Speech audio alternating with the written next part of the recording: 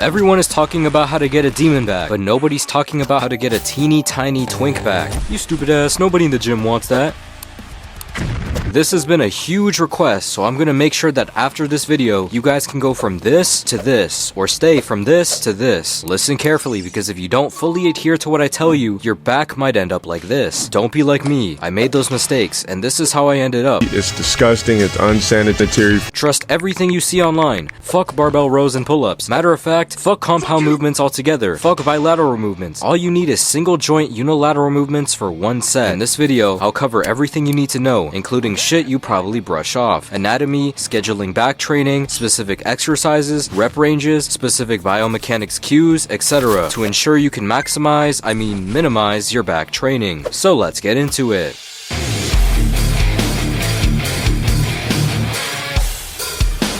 First, we must know thy enemy. The back is quite complicated. Tons of individual musculature, but many of the muscles do similar things and overlap. So let's start from the top and work down. The humerus is the upper arm bone, and the scapula is the shoulder blade bone. First up, the rear delts. They extend the shoulder and externally rotate the humerus. And next up are the traps, whose fibers run in so many different directions that you can divide them into the upper, mid, and lower portions. Upper traps mainly elevate the scapula. Mid traps mainly retract and externally rotate the scapula. The low traps mainly depress the scapula. Both upper and lower traps also upwardly rotate the scapula. Next is the rhomboids, which assist the traps with all of their movements relating to the scapula. Next is the teres major, which mainly adducts and internally rotates the humerus. Next is the lats, which mainly extends the shoulder, adducts and internally rotates the humerus, as well as depresses the scapula. Lastly, there are the spinal erectors, which simply extend and stabilize the spine. That's a lot of shit. Luckily, it only makes our job of getting a small back easier. Key number 1, don't use a variety of movements because you might accidentally hit all the muscles. Just use one back movement total. Hell, you could hit all the muscles just using deadlifts. Don't use exercises with different grip widths or arm angles either. Always use an overhand grip with the same grip width every single time, even the same cable attachment. Especially don't use any isolations for your back muscles. You don't need them. Rear delts, they'll grow from rows. Even your tricep long head will grow from rows. Next up, let's talk about scheduling.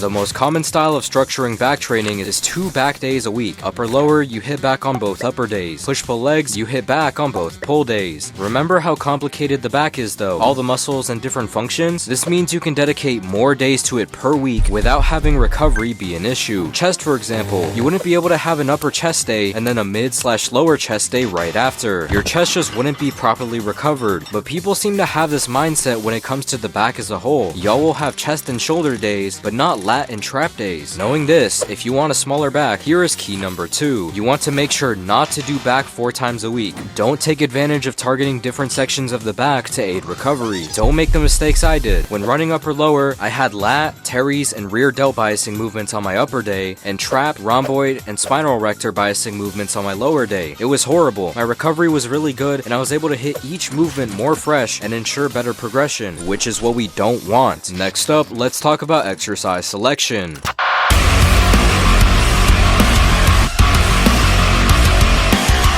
Key number 3, always make sure to completely abandon all the basic compound back movements in favor of prioritizing the most stable isolations. Deadlift variations, barbell rows, pull-ups, no more of that. We only do Keenan flaps from now on. Actually, the basic back movements are unstable and involve too much activation of several muscles, including the lower back. You lose motor unit recruitment, so if you want the smallest back, you should just do those instead. Clearly, you haven't seen the horrors of what heavy rows and heavy weighted chin-ups do to a back. It's disgusting. Here's what I did for the exercise setup. Pull-ups and pull-downs are a type of vertical row. Rows are a type of horizontal pull, and deadlifts are a type of hinge variation. On the upper days, we have 2 to 3 exercise slots to hit the lats, teres, and rear delts. So a vertical pull, raise, and optional horizontal pull. The vertical pull and horizontal pull will be lat biased, while the raise will be for rear delts. Example exercises include wide grip pull-downs, downs, close grip cable rows, and a reverse pec deck. Note that biasing the lats will adequately hit the teres, especially wider grip variations. On the other upper day, you should switch it up. You could do a close grip pull down, wider grip cable row, and dumbbell reverse flies. On the lower days, we have 2 to 3 exercise slots to hit the traps, rhomboids, and spinal erectors. So a hinge variation, a row, and an optional shrug. The hinge will be for the spinal erectors, and the row and shrug will be for traps and rhomboids. Example exercises include a stiff-legged deadlift, chest-supported row, and power shrugs. Note that biasing the traps will adequately hit the rhomboids. On the other lower day, you should switch it up. You could do a Romanian deadlift, wide grip barbell row, and more power shrugs. Pro tip, power shrugs are horrible. They will fry your upper traps, and they did this to Atlas's back. Learn from my mistakes and do not set up your exercises like this. It will hit all of the regions you need adequately, which is what we don't want. You're probably wondering how I can vary the grip so much while still biasing specific parts of my back. Next up, let's talk about execution.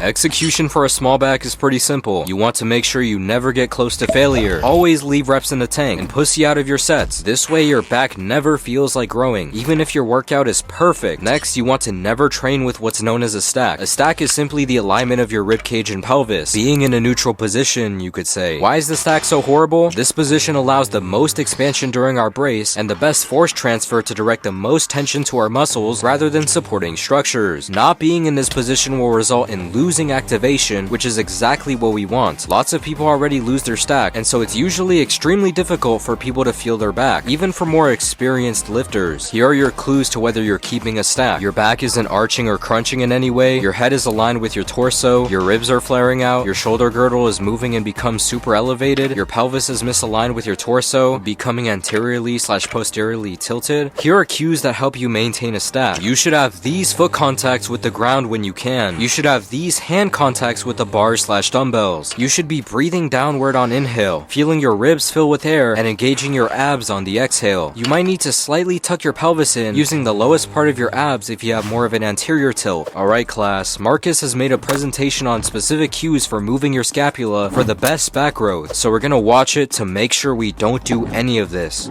Yes, so on a eccentric, you always want to let your scapula go forward or up as much as it can, without losing your stack. Don't round your back forward trying to get more back stretch though. On the concentric, pull back with your elbows, and focus on one of these things. For more lats, focus on scapular depression as you pull, really driving your shoulders downward. For the upper back, focus on scapular retraction as you pull. For more rear delts, keep your scapula more protracted as you pull. Think of scraping your knuckles against the floor. The angle you pull also matters. More tucked elbows will emphasize lats, and more flared will emphasize the upper back. Rear delts are more active at around 45 degrees. One common mistake I see a lot of people make on free weight standing rowing movements is what's called meeting the bar, which is just shortening the range of motion, making the movement less effective for more weight. Try not to do that. If you use a bit of momentum, you can move your torso up on the concentric, but don't jerk it back down. On rows with a chest support, this still sort of happens where people basically fuck the pad. To counteract that, think of driving yourself into the pad as you row, like pulling yourself through the support rather than bringing the bar to you. See class, look at this horrible advice. Can you believe this guy?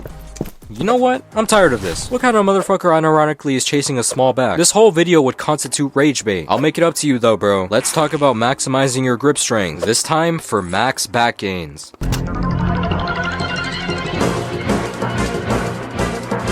Have you ever tried deadlifting with tiny ass hands without crying? I have pretty small hands, and in the late beginning of my training career, grip started to become a huge problem. I know at least once in your training career, you had to stop a set of an exercise because your grip gave out. There was a period of time, like my first 6 months, where I stopped doing rows and deadlifts for months because my grip couldn't hold up. This is exactly what you want if you're trying to get a smaller back. But for you back maxers, this will be completely detrimental. Some people may tell you to continue doing your back work, even with the grip issues, until your grip is able to keep up, which I think is pretty bad advice. The whole point of your back movements are to get your target back muscles to failure, not your grip. So how do I do this? The prerequisite before I say anything else is to get liquid grip or some sort of lifting chalk. At the very least, a towel. Just something to remove the moisture from your hands. If you have moist hands, nothing else in this list will save you. Okay, so my number one solution is to get lifting straps and start doing direct grip work if you aren't already. Hey, but lifting straps are for beta pussies.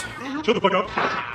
Lifting straps, like any other piece of equipment, are just a tool in the toolbox. Keep in mind, they are only a tool. If your regular grip isn't limiting you on your back movements, then I wouldn't recommend using straps. For example, I still don't use straps on vertical pulling movements and certain rows. If you have to use straps for most movements, you 100% should be including direct forearm work into your program. Otherwise, they easily can become a weak point, which I also have a whole video on if you're curious. Lastly, don't let your grip go dead when using straps. You still want to feel your hand contact points. The next best solution is to learn a stronger grip. The default grip is the double overhand grip. Unfortunately, if you try to progress this grip past the 300 to 400 range with deadlifts, for example, your grip is gonna fail you time and time again, unless you were born from literal grizzly bears, because it's just not a super secure grip. For every exercise involving grip, you have one option aside from the double overhand, the hook grip. What is the hook grip? No, not that shit. This is very similar to the double overhand, but you have your thumb under your index and middle finger. This results in a way more secure grip, which you can take to world level strength. It does have some glaring drawbacks though. It's pretty hard to learn,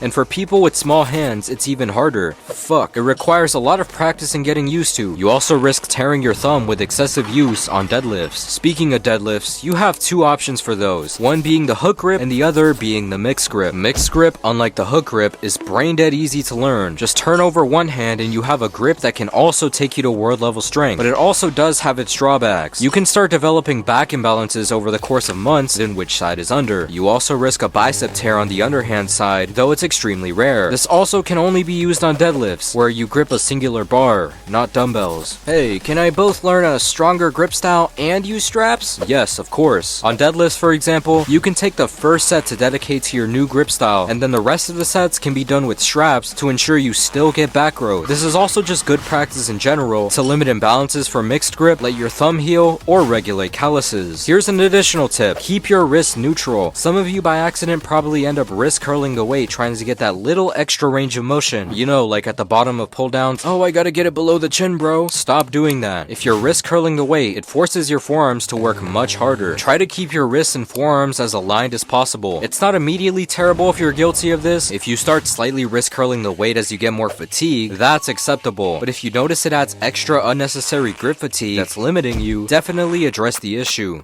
Hope you found this helpful. Along with all of this back programming and exercise selection, the most important things are that you are training hard and aiming to get stronger at the exercise you selected. Never forget that. No fancy methods can save you if you are inconsistent, have a shitty diet, and shitty sleep habits. If this is you, I got you, man. You and I can work together one-on-one with the link in the description. If you like this video and want to learn more about getting stronger at your lifts, I got you with this video right here.